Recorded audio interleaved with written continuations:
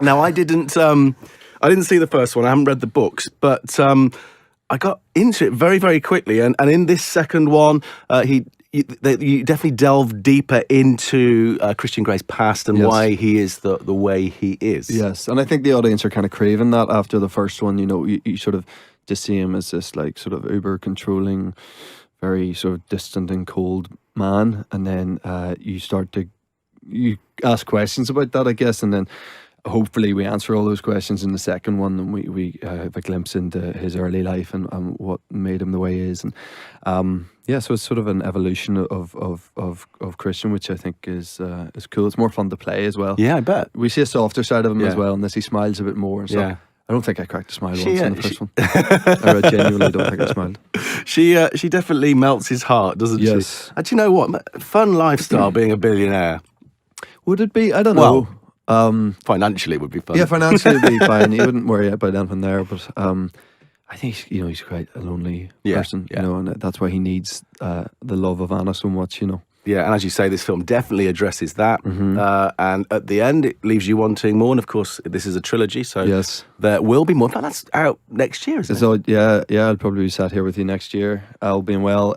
We shot them both back to back. Oh, so you've already filmed it? We filmed it. Oh, okay. Yeah, we've already done it. So it's kind of strange to do it that way, but beneficial for everyone, I think, because it just keeps momentum and also, I mean, Dakota and I, we get very worried about we're starting to age really badly, and you're not. And you know, I meant, you know, I can't keep convincing people that I'm playing. Is that torso still the same under there as it is in the film? Wait, what? The torso. I mean, you know, I'm a heterosexual man, but no, I was in definitely better nick when I did that than I am now. Yeah, but you know, you sort of have to be, man, if you're going to have your shirt off that much, and also because as a character thing with him, he is sort of obsessive about keeping fit and working out. So I kind of had to. And the first movie, I only got cast 5 weeks before we started filming. So not much time to get buff. Yeah. So I sort of felt in the first movie I should have been in the shape I was in the second, but didn't really have time to do that. So I basically just had more time to, you know, push heavy stuff around. And people, especially around film release time, are they stopping in the street? Because he's such an iconic character as Christian Grey, a huge fan base. People must... Christian! Shout down the street at you. Although actually with the beard. Yeah, I don't know. I think I get away with it. I think I'm quite good at sort of like hiding in amongst people and, you know, and a normal life. I don't wear disguises or anything, but I think there's something about, I actually think genuinely something about playing Paul Spector in The Fall that I feel like I can sort of hide in plain sight a bit. So I think I get away with it a bit. And the beard is a good disguise. I know you're a lover of the beard, as am I. Yeah, yours is great. I printed off a picture of me, because I remember you when you were on Jonathan Ross last year saying that you look like a thumb, a very good-looking thumb, I got to say. But a thumb. That's true, a thumb. Did somebody say that to you? Did you look in the mirror and go, I look like a thumb? That's just what I see when I look in the mirror without a beard, yeah. Look at me without a beard, that's terrible. That is awful. That's my press shot. That was on the website for 2 years. What a I look like a mannequin, don't I? that is. Yeah, this is Beard in Progress. I'm relatively new to the beard scene. Did you have like, you know, like attention from, you know, nobody, or men or anyone? Nobody, absolutely nobody. Life, no. Zero attention. It's incredible what it does for you. Yeah. So you said before you came on that you've seen the film. You watched it on your own in a cinema in, where were you? Budapest, which is where you're working on your next project. Yeah, exactly. Yeah. What is your next project? Can you say? I'm filming this sort of reimagining of Robin Hood for Lionsgate, and I play Will Scarlett, and Taron Egerton plays Robin Hood, and Jamie Foxx in there, and Ben Mendelsohn and Eve Hewson, Tim Minchin.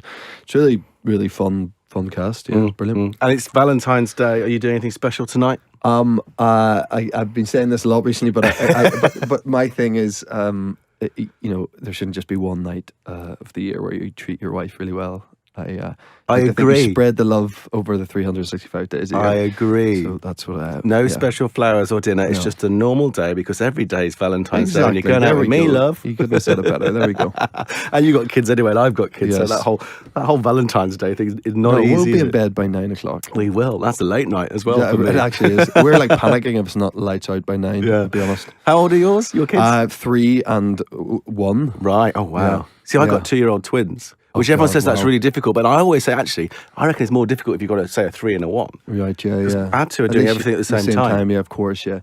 Look, it's either way, it's madness. Oh, it is. Madness. Yeah, brilliant madness. Love it. Absolutely love it. Yeah. So 50 Shades Darker is out now. Go and see it, especially, well, any night, but tonight would be a good one on Yeah. Valentine's. Jamie, thank you so much for coming in, and good luck with the film and everything else. Thanks a million. Cheers. Thank you. Great.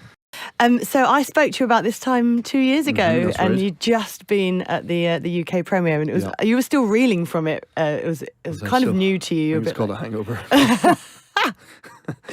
Do you think you're more prepared this time round? Yeah, as much as you think you're prepared first time round, nothing actually prepares you for the sort of madness of a movie that has this much attention and this much this large sort of fan base and as sort of keen of a fan base. Yeah. But yeah, no, I think a bit more relaxed this time around. Yeah. How's life changed? Because around that time, people knew that you were Christian Grey, but you weren't globally recognised for that role. So how's life changed? I mean, I think my life's changed immeasurably in the last 3 years, but that's because of children rather than this movie franchise. It coincided. We had our first kid 3 days before I started filming the first one. We had our second kid 10 days before we started filming the second and third. So it's kind of madness, and it's been the best ever distraction from what the effect of these movies would be if I didn't have children. Yeah. So, and we've chosen to have a very we moved out of the country and we want room for the kids, and so all those things I think have been good in terms of lessening the impact of being in a big franchise like this. So when you go to the local pub, do they talk to you about the films or not in Gloucestershire? No, not really. No one really cares. No, you can sort of go in unnoticed. They'd probably be more excited if you were like a jockey or something walking into the pub, because more people probably know who you are out there. But yeah, no, it's fine. It's all grand. I mean, look, if 2 kids under 3, there's not much pub going to anymore. Really, no, at the that's so moment. true. Yeah, It's that's just, true. yourself, Maybe it's Sunday tricky. lunch, but even Sunday that's lunch, a nightmare. exactly. Yeah, I know Yeah. you're having your starter and you're going, why did we do this? Yeah. The kids are running around like mad people. Yeah, we know this wasn't a good idea. Yeah, Why are yeah, we doing it again? Have you learned how to control your blushes since doing these films? Because you end up having to have conversations about stuff that you wouldn't normally have conversations about. True. I guess you just are so prepared to say those sort of things that they don't feel like that you're just sort of, they're instilled within you by that point, so you're seeing them in a different light than when you're just sort of reading them first time around, and they might make you blush. So it sort of hasn't happened, thankfully. Have you learned any new I can't even say the word, euphemisms? There's all kinds of stuff that comes up on set, when we're filming sex scenes, or especially in the Red Room stuff, there's always we really have a laugh in those days, because, you can imagine, you can't sort of say anything that isn't an innuendo, anything, like literally anything becomes sexual innuendo. So it's, we have a lot of fun with that. And it kind of makes members of the public talk to you about more personal things too. So I just wondered how you deal with that. Actually, it is true. It's but I sort of manage to avoid that. If I'm speaking to someone and they, bring up anything sort of remotely sexual, I'll pretend that my phone's ringing or something. I'll just sprint away. Yeah, hang on a sec. Oh, I just got to get this. Yeah, exactly. That's a good one. Bit of Good. that, And it's all done now, isn't it? Because the third film is finished. Yeah, we shot them back to back, so yeah, we're done with it. It's mad. And how do you feel about that? Will you? It's bittersweet, when you live with a character for that long, and it's always a weird thing, saying goodbye to him.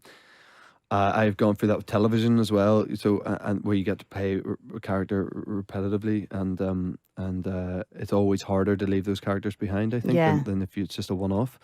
But it's a chapter. I mean, I'll be here next year promoting the third one, but it is a chapter. In fact, we've filmed them, a chapter that that's closed, and that's cool. You can be sentimental for a second, and then you move on and go, right, I'm getting excited about whatever's happening next. I'm like, phew, I don't have to answer those awkward questions anymore. Yeah. And so you're doing Robin Hood at the moment. I am. So you're playing Will Scarlet. Yeah. Which is why you shaved your head. That's why I've got a shaved head. Yeah. I'm having a lot of fun. It's a very fun cast. And, Taron Egerton and Jamie Foxx, Ben Mendelsohn, Eve Hewson, Tim Minchin. It's really, really fun group of people. Love it. So there's loads more to come now, I guess. It's Yeah, just... I hope my career's not totally over after. No, but I mean, like, as in there must be so many fantastic offers on the table. Because obviously these films are great, but we all know you did The Fall as well, which Yeah, was sure. absolutely excellent. Oh, thank you. I loved it so Oh, much. thanks. So off the back of that, there's a whole, I guess, so many more doors Yeah, opening. it's exciting. You know, that's why I love this job. I love being an actor. It's, you know, challenging yourself and trying to take on different roles and experience different worlds and characters. And it's fun because it means that no 2 days are the same at work. And I love that. And that's the reason I wanted to do something like this and not like sit in an office and watch a computer screen. I just knew I didn't have the right temperament or aptitude, or call it what you like. I knew I didn't have that in me. Yeah. I think a lot of people realize that when they're staring at the computer, but I was just lucky enough to act on that when I was like 19 and say, right, I don't want to do this. So it's all kind of worked out for now. Definitely.